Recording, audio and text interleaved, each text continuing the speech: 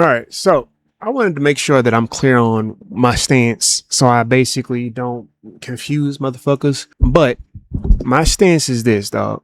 You, as a persona online, Miss Melyssa Ford, have been known to be very salacious in your takes, very almost obtuse in your takes as well when it pertains to specifically black men, and almost gaslight men, specifically black men and black boys, into the aspect of not only are they not doing enough, but they are not enough in certain areas because of the ways that you feel about. Let me just say this. Let me not even start with men. You will shame other women to get your point across.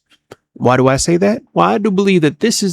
I think that I understand Melyssa Ford's take and Mandy B's take. Like, I remember, I'm not sure if you heard that Mandy B's new take about, mind you, Mandy B was sitting across a newly married woman when she said that marriage is for broke bitches. This is a black woman that said this right across from another black woman that was newly married. And she had to take that shit on the chin. And that's her co-host. I think I'm getting to the aspect that I'm starting to understand the truth. Because I think that in this next, not this one, but in this next video that I have of Melyssa Ford, this is both on her podcast, Hot and Bothered. She brings up Bell Hooks. Guess who Bell Hooks was? Who truly probably believed in this shit too. Guess who Bell Hooks? She was a married woman. She was a wife. I think that a lot of people don't realize that this is a game, dog. It's who can say the most outrageous, outlandish shit about the other side, or even the side that you're on, and make it seem as though it's progressive. All the single ladies. Meanwhile, Beyonce in a fucking relationship. I don't cook it, I don't clean. Meanwhile, Cardi B is in a relationship. Sierra was doing what she did with Russell Wilson and got with Russell Wilson. Cool. Whoop-de-doo, right? And then goes on podcast to shame Jim Jones and his situation with Christy. Shame him on him not marrying her, not knowing the dynamics. Maybe they don't need to be together. Maybe she should run.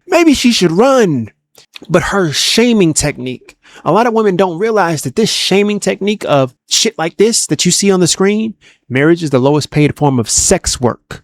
Women are owed reparations. I said this, I think it's an aspect of women will shame other women to prove a point. And sometimes that point does not have to be right. It doesn't even have to be ethical or moral. It's just to prove a point. And that's it. It's kind of like, I can see men doing the exact same thing of, I don't have to be right. I just need to be right and right now. I don't have to be morally or ethically right in the way that I go about what I need to prove right, but I'm right now. So listen to me. It's the same type of energy to me. It's the same type of energy because it's like in this next interview that I'm going to show where she speaks to Dondre, I'm not sure that she looks at this. She holds this man in high regard. But I'm going to let her spit. Exactly. Though the other things, they are not. So it almost seems like boys aren't necessarily raised to be boys, because what does that even mean? They're raised how to not be girls. That's it. I've been hearing that pop up a lot, where boys are not raised to be boys. They're just raised not to be feminine, for lack of better words. If I'm hearing that correctly, they're raised not to be girls, not to be in tune with their emotions, right? And I can't say that I fully disagree with that, because my stance is boys are raised to be dysfunctional girls and girls are raised to be dysfunctional boys. Dysfunctional is the key word though. Dysfunctional. Because yes, there are boys that are not raised to be girls, but they're raised to be dysfunctional girls. They're raised to show emotion, because anger is an emotion. I know, lo and behold, anger is an emotion, ladies. But it's how it shows up and how it's communicated in a dysfunctional way. Vice versa, girls are raised to be dysfunctional boys in a way of how they're raised to be boss babes, for lack of better words, right? But lack a form of character in pursuit of moral and ethical and drive in that ethical and moral pursuit. Because it's like, that's not my lane. I'm a woman. Why would I like? I mean, not saying that women don't have to have character, but let's keep it a buck. I'm not start off with keeping it a buck on this podcast. A lot of men are not looking at women for their characters, and they should. they're not looking at women for their characters a lot of the times. Can we go to the marriage rates? Like, can we go to the aspect of a lot of women are getting pregnant by men that they don't deem as worthy to be married to before they actually get pregnant? I mean, the numbers say it for me. You know what I mean? So you could say that those men are not character worthy their damn selves, right? But let's call a spade a spade. You know what I mean? No character, find no character. Call it what it is, right? It just is what it is. That's a little hot take. That's what I feel like. But you know, that's my personal opinion on that aspect. I'm not gonna hold you. I don't think that a lot of women are raised to, in those boss babe positions, when they're raised to be women that have education, women to have good fucking paying jobs. Sometimes their jobs is double, triple than their men's. I've heard women that say that I make 3 times than my man's worth. And that woman still, I hope that they're still like together and she's still married and they're still happy. Because she said that I still wanted to make sure that my man knows that I'm with him and I'm on his program because I love him that much. I love him that much. And she said, I don't want to move to this other state to get this, new position at this job. Cause I still want my man to be my man, my leader. You know what I mean? But let Melyssa Ford tell it. That's a, what the fuck are you doing? And so that's confusing as hell. So what does it mean to raise a boy into a man? What does that mean without using the example of, see, girls do this, don't do this. Mm-hmm. Like as a father, mm-hmm. How do you raise a boy from a man in a healthy manner? Because evidently, as a woman who's in these streets, mm-hmm. a lot of them are literally still stuck in that maleness. As a woman that's in these streets, sometimes you just allow people to talk. And the first thing I say to myself is, why are you in these streets, Melyssa Fords? Why are you in these streets? And I get it, to the people that don't understand why I'm asking this question. I'm asking this question because she is a privileged woman. She has a lot of qualifiers under her belt. She got a lot of notches on her belt, not bodies, but notches of qualifiers of men and women that she can be around to point her in the direction of good quality men. So why are you in the streets? When I hear you, as a woman that's in these streets, I'm hearing that you really entertaining street shit. I mean, can we keep it a buck? She was on the Joe Biden podcast. Talk about shooting her shot with Ish. Is already in a situation. But that was her persona. Like she said about Steve Harvey. That was her persona. As you say. Yeah. The simple answer is this. The same rules that we have for our daughter dating are the same rules that we have for our son dating. The same things that so many of us as men and potential men in waiting. Men in waiting, yeah. I get that. We've gotten our humanity stolen from us. So the minute that you tell a boy that he shouldn't cry, because boys don't cry, is the minute that you have stolen. Oh, listen, Linda. They don't want to have that talk, Mr. Dondre, Mr. Whitfield. They don't want to have that talk because I think that a lot of people, black people in general, be it men and women, there's men that hear this type of conversation and say, you're a victim. You're a victim. I hear that shit and I be thinking, who say that shit? You're a victim. Who be saying that shit? It is a fucking meme. Y'all know what I'm talking about. You're a victim. There we go, CSI. But and then I hear a lot of women that say the same shit, like you're acting as though you're a victim. And they say that, right? They use that in a sense of, how dare you show emotion? How dare you show your humanity when I'm always in a form of victimhood? How dare you try to use your victimhood to supersede my own? Because only women can be the creme de la creme of victims. You understand what I mean? It's almost like a matter of the aspect of my victimhood as a woman supersedes your victimhood as a man. So you should not complain because it's not as bad as a woman getting wished. And that's the fucked up way about viewing this shit. That's the really fucked up way that a lot of our women view males' victimhood, male trauma, male abuse from women, mind you, and sometimes other men. But it's almost like it's a matter of victim blaming, for lack of better words. It's a matter of victim blaming from women that would beat your ass if you talk about blaming women victims, that would literally verbally abuse you if you ever disrespect women, female victims, as far as blaming women victims. But they can't compute, like their mind cannot compute the aspect of a man being a victim, not only being victim, but validating that man's pain or trauma from that said experience. So that humanity is lost, and a lot of men see it, even myself see it, and it's almost like it's like something glosses over their eyes and their brains to where they're desensitized to it. So they expect it from the women and the men. And it's more harmful, it's more insidious, I believe personally, when you do that with the woman that you love or the women in your family that dehumanize you and almost invalidates any type of trauma that you went through as another human being on this earth trying to figure this shit out. And I'm gonna keep it a buck, Miss Melyssa Ford. I think that you wanted yourself, because I remember that specific situation where you talked about that Cameron situation, and never truly, I didn't see an apology from when they called you out on that bullshit of what you said about them doing what they did as young kids, not realizing that they were kids when you were speaking on that situation, not realizing that the women that they were in the club with, they were grown as hell and they was like minors, but you was on some time like, oh well, like, you know what I mean? You was like, you know, you need to man up, nigga. You tough, right? You'll be all right.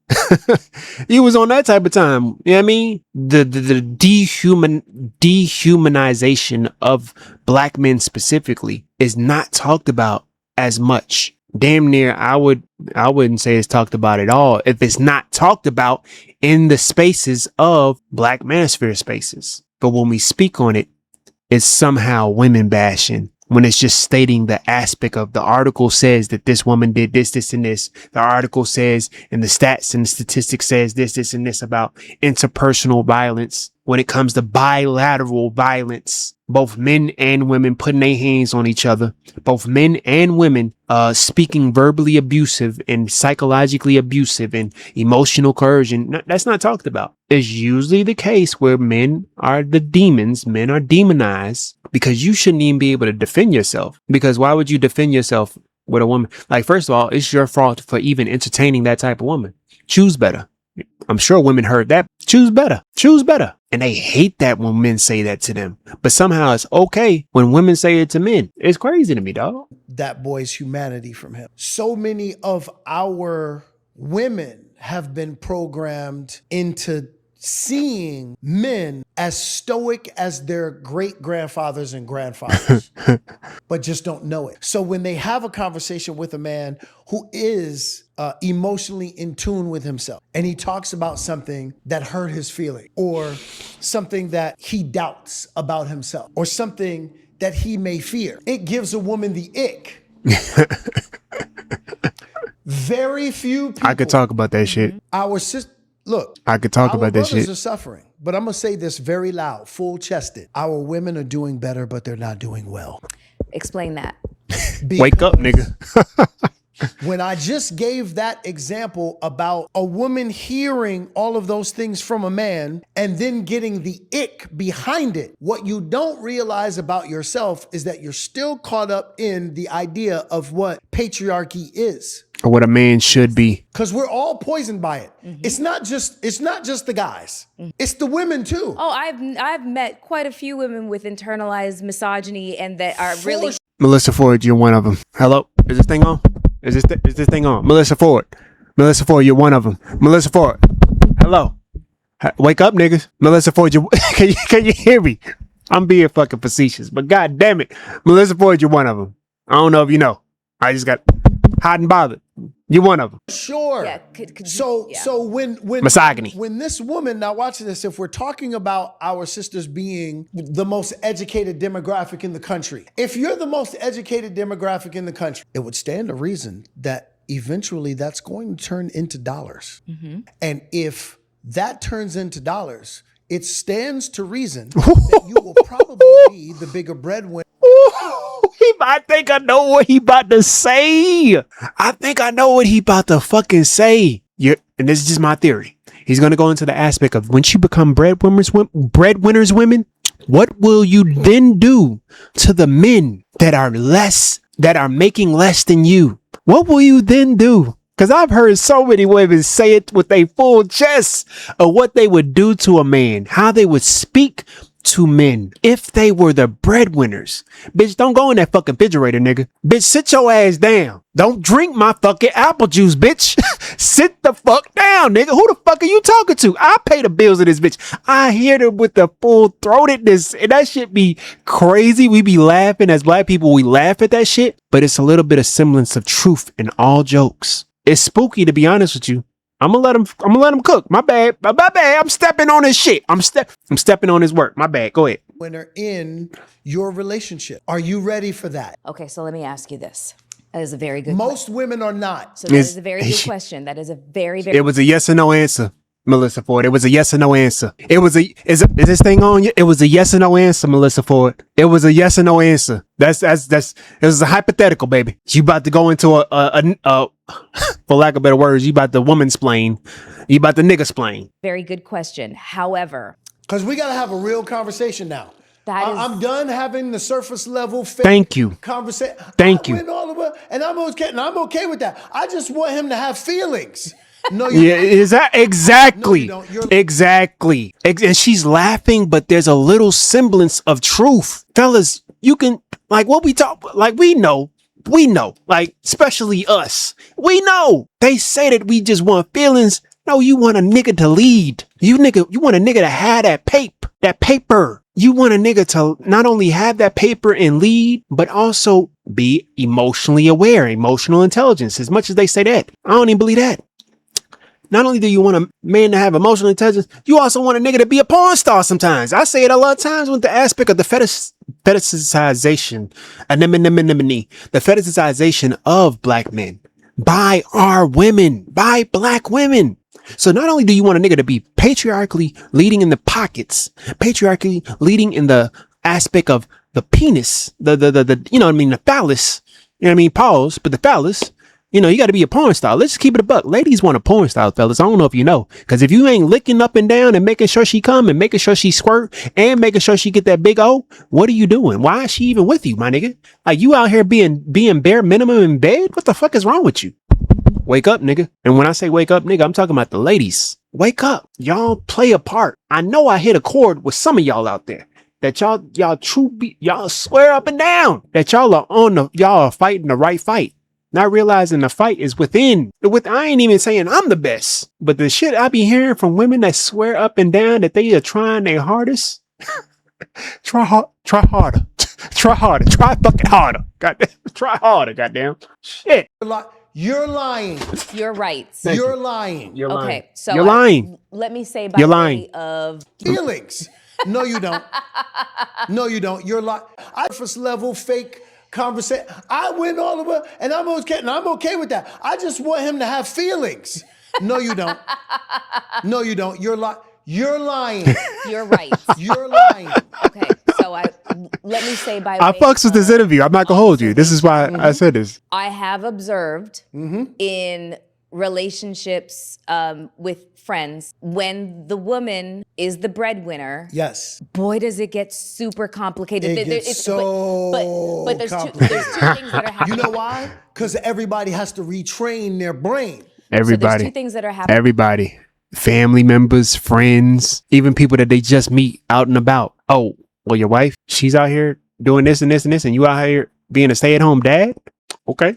You know, all right, that works. Happening at the same time. Yep. One, she may feel it's a little bit challenging to regard him as the head of the household when she's the one paying for the house. It's challenging. Challenging. It's challenging for her. Going back to the aspect of women fighting the patriarchy. It's challenging for her. It's challenging for her. That's crazy. So let me get to that real quick. This is good. This is good. This is good. We got to bring into the conversation now this idea of particularly black men and black women. Thank you. Black women are under the impression that when they become accomplished and they make more money, that black men are intimidated by them. Do you not agree that some It's are? ridiculous. Do you not believe that some are? Melyssa Ford, come here. Come here, Melyssa Ford. Let me say to this. You speaking on some does not mean it's the majority. Yes, it's some of everything. Shit, it's some of anything, but it's not majority. Let's stop this.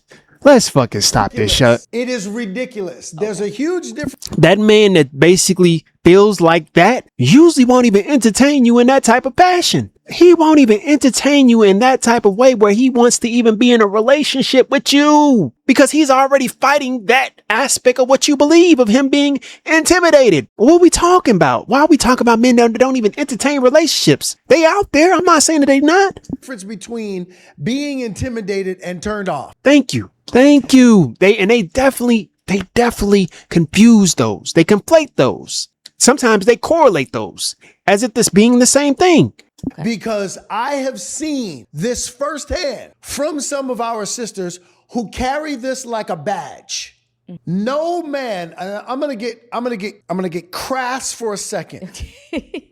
If you are not bending over your man, and if you can't beat him up, you can't intimidate him. Again, I think I said it earlier. With what Melyssa Ford said about the men that she's entertaining, I'm not trying to kink shame Melyssa Ford or sexual experience shame, whatever she likes in bed with men. She has said that the men that she's entertained, she said that shit with a giddy ass face. She was happy when she said that her man that she was happy about, just on some fucking Soul Illuminati shit. She was happy about her man speaking on the aspect of saying to her, so my best friend, like my dog, you feel me? My road dog. He said that, would you be like, he didn't say that, but he said that basically, would you be willing to entertain this man that's his best friend sexually? And she thought in her mind that he was being progressive, and he could have been. I don't know this nigga's sexual fluidity. I don't know if he's fluid. I don't know. Maybe he on that type of time. Cool. All I'm saying is, to his point, if you are not bending your man over, I'm gonna let him say it again. No man. Because I think she entertains men that she bend over or could bend over. If you are not bending over your man. Again, this is not meant to be a shot at them men. I'm saying that type of the heterosexual nature of men leading in relationships is different from that LGBT nature of men leading in relationships because it's more fluid. It's not, and I'm not even going to say that heterosexual relations are so stringent upon one way of doing things, because they're not. Let's just call that shit out the fucking window. They're not. There are situations that our heterosexual men are in.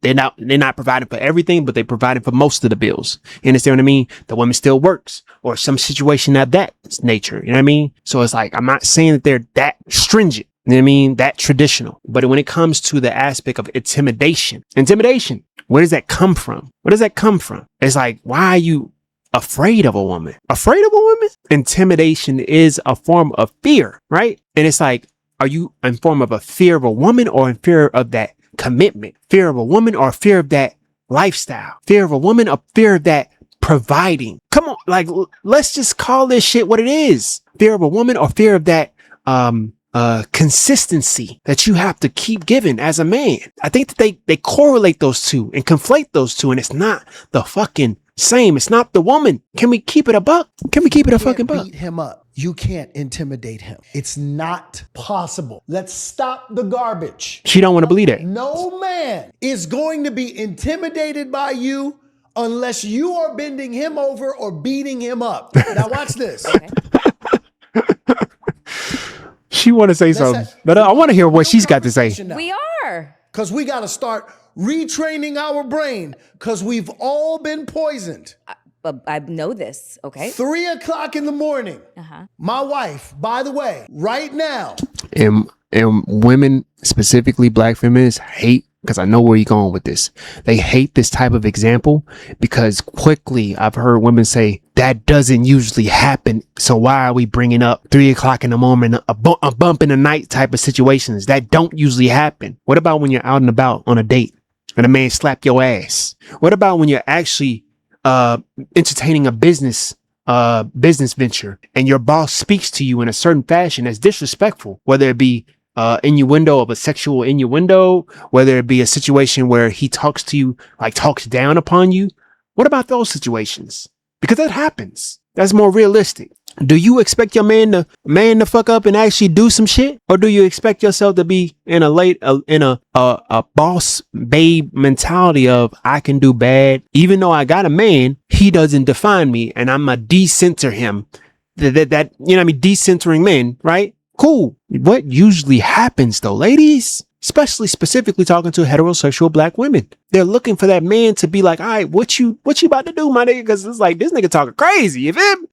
Right now, Mrs. Whitfield out-earns Mr. Whitfield. There's only one man in that house. At 3 o'clock in the morning, when my wife wakes up and she says, babe, I heard something. If it were difficult for her to see me as the man of the house, she would get up, grab the gun. That's true. I can see women doing grab that. the Roddy. I can see women doing that. And go see if everything is okay. That's the crazy part. Stay in the bed. Lay underneath the covers and wait for her to get back. And see how she just laughed at that shit? You see how she just laughed at that shit? But again, with all jokes, we do have to take the consideration that there's a little nugget of truth in that shit. There's nugget of truth in the aspect of how our own women will laugh at that. Specifically, if you call yourself a man, because women, specifically our women, like to quick to tell us what a man is, what qualifies to be a man, and they never lived a day in their life. It's like me telling a woman what it means to be a woman. Why is it so hard to understand that? How is it so easy for your lips to say what it is to be a man? And when men talk about what it is to be a woman, you just like, ah, nah, nah, nah, nah. But it's a problem when we talk about it on these. It's a problem when we talking on these right here. It's a problem when we talk about how crazy it is that a woman thinks that it's cool for you to do that. It's crazy. It's almost like you go crazy trying to think about it. In that house, I don't care what you listen. Be a boss outside that house. When you come in here, you are Mrs., not Mr. I am the leader of my house, not because I tell anybody what to do. I'm too smart for that. My wife is from the south side of Chicago. I'm from Brooklyn, New York. If we don't do life right in our house, somebody will die. Yeah, it's true. Yo. You understand? Yes, you guys are both tough cookies. I do not tell my wife what to do. I show my wife what to do. That's what makes me That's a good the point. leader of the house. That's a good point. Okay. In what way? I am the model that everyone in the house mirrored. Okay. That's true.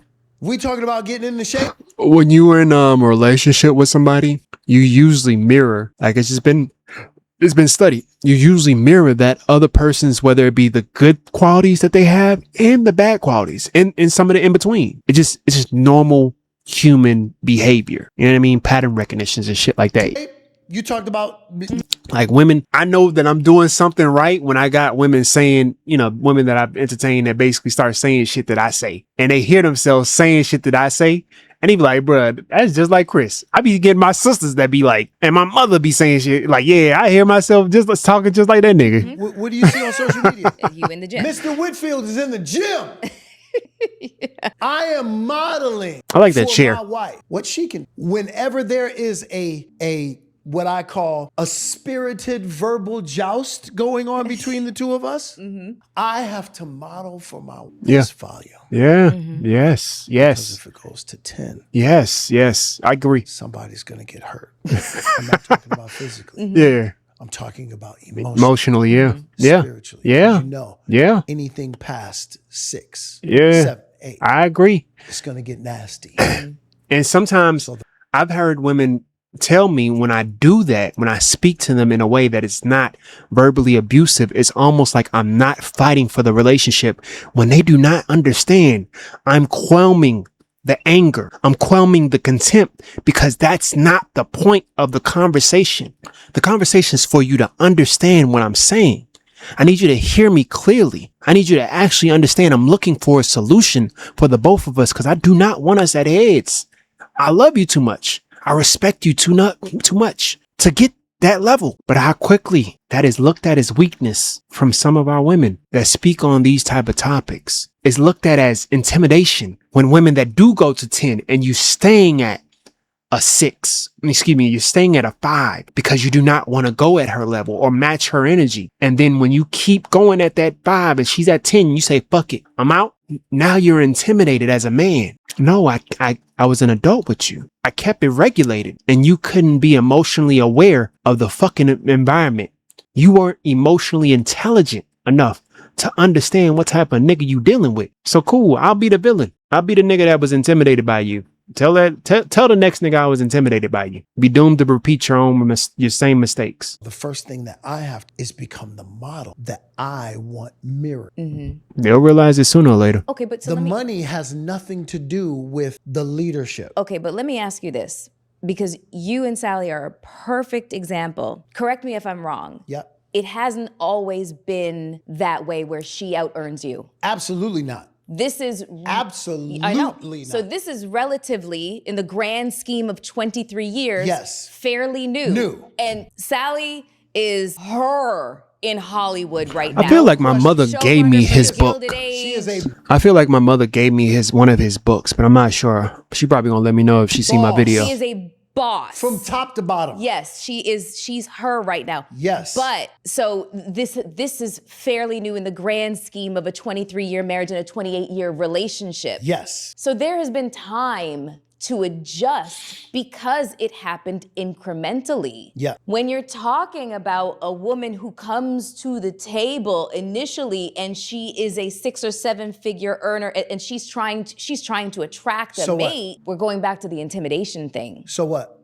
We're going back to the intimidation thing. It's not necessarily the money, It's not necessarily the money, it's not necessarily the career. Yep. It's the access that is afforded to that woman that could be the source of intimidation for a man, because he does not have the same access that she does. She doesn't have the same doors opening.